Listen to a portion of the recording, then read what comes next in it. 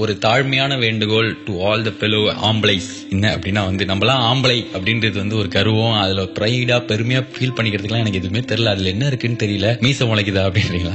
அது ஒரு பெரிய குவாலிட்டி இல்ல. ஒரு டெல்லியில இருந்தா ஒன்னே ஃபுல்லா பேசுவீங்க, சென்னையில இருந்துனா கேட்டீங்களா, தூத்துக்குடியில இருந்துனா கேட்டீங்களா, ஸ்ரீலங்கால இருந்துனா கேட்டீங்களா. ஆனா இது வந்து டெல்லி, நான் மும்பை, நாட்டுக்கு நாடு, ஸ்டேட்டுக்கு ஸ்டேட் பிரச்சனை எல்லாம் கிடையாது. இது வந்து நீங்களும் நானும் நம்ம மனசுல பெண்களை பத்தி என்ன நினைச்சிட்டு இருக்கோமோ அதோட கேவலமான வெளிப்பாடாதான் இந்த மாதிரி வயலன்ஸ், இந்த மாதிரி ரேப் எல்லாம் மாறிட்டு வருது. 100 பேர்ல 1000 பேர்ல ஒருத்தம் பண்றான் அப்படின்னா மீதி எல்லாருமே நம்மளோட தாட்ஸ் எல்லாம் வந்து கூனி குறுகி போயிருக்கிற அளவுக்கு தான் இருக்கு. அது வெளியில சொல்லிக்க மாட்டேங்கிறோம். ஃபர்ஸ்ட் டைம் இந்தியா ஃபுல்லா நம்மள பாதிக்கிற ஒரு விஷயத்தை பத்தி இதுக்கு கண்டிப்பா தீர்வு தேவைன்ற மாதிரி இவ்வளவு கோவத்தோட போராடும் போது இந்த கோவம் வந்து எத்தனை நாளைக்கு இருக்கும், இந்த போராட்டத்தோட விளைவா என்னெல்லாம் சட்டம் கொண்டு வருவாங்க, என்னெல்லாம் நிறைவேற்றுவாங்க அப்படின்றது எதுவுமே என் கையில உங்க கையில எல்லாம் இல்ல. ஆனா ஒரு சாதாரண ஆம்பளையா நம்ம செய்யற விஷயம் வந்து எப்படி கண்டிப்பா ஒரு பெட்டர் என்விரான்மெண்ட் கிரியேட் பண்ணும் அப்படின்ற ஒரு நம்பிக்கையில பேசுறதுதான் இது. இப்ப நம்ம எல்லாம் மாடர்ன் திங்கிங் யூத் பயங்கர ஆஹா ஓஹோ அப்படின்லாம் வந்து நம்மளை பத்தி நம்மளே பசங்களாகிய நாமளே புகழ்ந்துக்கிட்டாலும் பயங்கர ஆழ் மனசுல ஊர்ன ஒரு தாட்டு, பொண்ணுன்னா சமைக்கணும், எனக்கு அயன் பண்ணி கொடுக்கணும், வேலைக்கு அதாவது 2 பேரும் வேலைக்கு போவாங்க, 2 பேரும் நைட் 11:30 மணிக்கு மேலதான் தூங்குவாங்க. ஆனா அந்த பொண்ணு வண்டி 5 மணிக்கு எழுந்து சமைச்சு காப்பி போட்டு கொடுத்து ஆபீஸ் போகணும். ஆனா அந்த பையன் வந்து ஏதாவது ஒரு நாளைக்கு இந்த சமையல் பண்றான் அப்படின்னா அது ஒரு பெரிய பிரைட். அது இல்லைன்னா இது சில பேர்லாம் வந்து நான் எங்க வீட்டுல சமைப்பேன் பெருமையான விஷயமா தான் சொல்லிப்பாங்க. இன்னும் வந்து அது ஒரு பெருமையில தான் இருக்குது. ஏன்னா அது ஒரு சாதாரண விஷயம். அவங்க என்னைக்காவது ஒரு நாளைக்கு போயிட்டு டெய்லி நான் சமைக்கிறேன், டெய்லி என் புருஷனுக்கு அயன் பண்ணி கொடுக்குறேன், டெய்லி குழந்தைங்களை ஸ்கூலுக்கு அனுப்புறேன்லாம் யாருமே பெருமையா சொன்னது கிடையாது. ஏன்னா அவங்கள பொறுத்த வரைக்கும் அது வே ஆஃப் லிவிங்கா நம்ம தலையில திணிச்சு வச்சு யாராவது ஒருத்தர் தைரியமா போயிட்டு இன்னைக்கு என் வீட்டு வேலை எல்லாத்தையும் நான் செய்வேன், எனக்கு அதுல அசிங்கமே கிடையாது, நானும் வேலைக்கு போறேன் அவளும் வேலைக்கு போறான்னு நம்ம சொல்லிருக்கோமா? ஒரு கார்பரேட் ஆபீஸ்ல போயிட்டு ஏதோ ஒரு 100 பேர் 200 பேர் இருக்கிற இடத்துல அங்க ஒரு 4 பொண்ணுங்க சிகரெட் பிடிச்சிட்டு இருக்கு அப்படின்னா அந்த சிகரெட் பிடிக்கிற பெண்களை பார்த்து என்ன கமெண்ட் அடிக்கிறோம், பப்ல ராத்திரியில பாக்குற ஒரு பொண்ணை பார்த்து நம்ம என்ன கமெண்ட் அடிக்கிறோம் எல்லாமே நம்மளுக்கு தெரியும். இதெல்லாம் ரொம்ப கேவலமான விஷயம் தானே. இதுல ஆம்பளை பொம்பளை என்ன இருக்கு? இதுல நம்ம எப்படி பயங்கர மாடர்ன் தாட் ஆயிட்டோம். ஒரு பொண்ணு நம்ம கூட வந்து பப்புக்கு வரா அப்படின்னா அவ நல்லவ, வேற யார் கூட வந்து அவ கெட்டவ. அதே மாதிரி குடிக்கிறது சிகரெட் பிடிக்கிறதுலாம் யார் பண்ணாலும் அது தப்பு தான், யார் பண்ணாலும் அவங்களுக்கு அது உடம்பு அஃபெக்ட் தான் ஆக போகுது. சோ யாருமே குடிக்கூடாது, யாருமே சிகரெட் பிடிக்கக்கூடாது. நீங்க ஏதாவது ஒரு ஸ்டாண்ட் எடுத்தீங்கன்னா அது நியாயம். பசங்க குடிக்கலாம், பசங்க சிகரெட் பிடிக்கலாம், பொண்ணுங்க அதை பண்ணக்கூடாது. இதை நான் சொல்லும்போது இந்திய கலாச்சாரம்னா என்ன தெரியுமா, தமிழ் பாரம்பரியம்னா என்ன தெரியுமா, இவ்வளவு கலாச்சாரம் பாரம்பரியம் இருக்கிற நாட்டுல தான் இவ்வளவு ரேப் நடந்துட்டு இருக்கு, இவ்வளவு பெண்களுக்கு எதிரான குற்றம் நடந்துட்டு இருக்கு. முக்கியமான விஷயம் நம்மளோட தாட் அபவுட் விமன் என்ன வச்சிட்டு இருக்கோம்.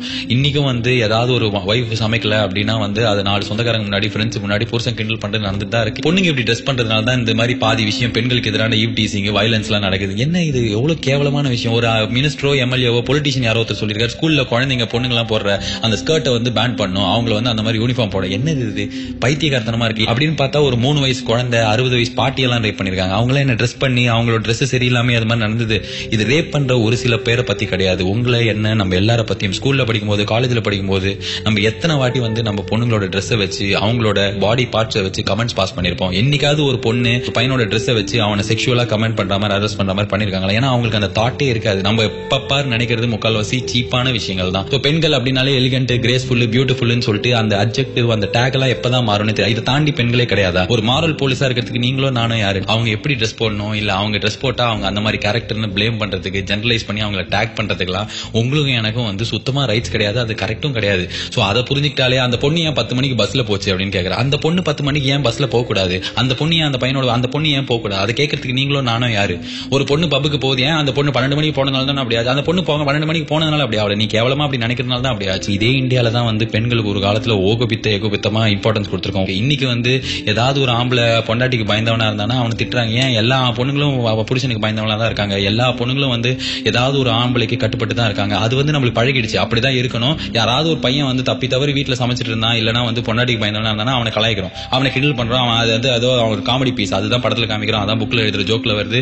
அதுல என்ன அசிங்கம் இருக்கு, என்ன தப்பு இருக்கு? அன்னைக்கு நான் வந்து இதை பத்தி பேசினதுக்கு ட்விட்டர்லயோ கொட்டர்லயோ ஏதோ போட்டதுக்கு ஒருத்தன் சொல்றான், men should be men, women should be women. இதுதான் that will solve all the problem. என்ன women should be womenனா என்னது? பெண்களுக்கு எதுக்கு நம்ம எதுக்கு டெஃபினிஷன் கொடுக்கணும்? அவங்க இப்படிதான் இருக்கணும் அப்படின்னு ஜெனரலைஸ் பண்றதுக்கோ இல்ல சொல்றதுக்கோ நீங்களோ நானோ யாரு? இது கண்டிப்பா இது கம்ப்ளீட்லி ஆம்பளைங்களுக்கு ஒண்டிதான். இவ்வளவு பேசுறியே நீ என்ன கிழிச்சனா? நான் வந்து என் வீட்டுல வேலை செய்யறது, எங்க வீட்டுல வந்து தர துடைக்கிறது, இல்ல என் பையனை வந்து குளிப்பாட்டி ஸ்கூலுக்கு அனுப்புறது, இதெல்லாம் எனக்கு அசிங்கமாவே இல்ல. சமையல் பண்ணனா அது வந்து பெருமையா சொல்ல வேண்டிய அவசியமும் கிடையாது. ஏன்னா இது பார்ட் ஆஃப் மை லைஃப். என்னோட பையன் நாளைக்கு வளர்ந்து பெரிய ஆள் ஆகும்போது அவனுக்கு பொண்ணுன்னா வந்து உனக்கு கீழே உனக்கு வேலை செய்யறதுக்கு ஒரு ஆளு, நீ ஸ்கூலுக்கு போனா உனக்கு அம்மா தான் ட்ரெஸ் போட்டு விடணும். எனக்கு என் குழந்தைக்கு நான் வந்து பாத்ரூம் கழுவி விடுவேன், என் குழந்தைய நான் ஸ்கூலுக்கு அனுப்பிச்சு வைப்பேன், என் குழந்தைக்கு நான் சாப்பாடு கொடுப்பேன்.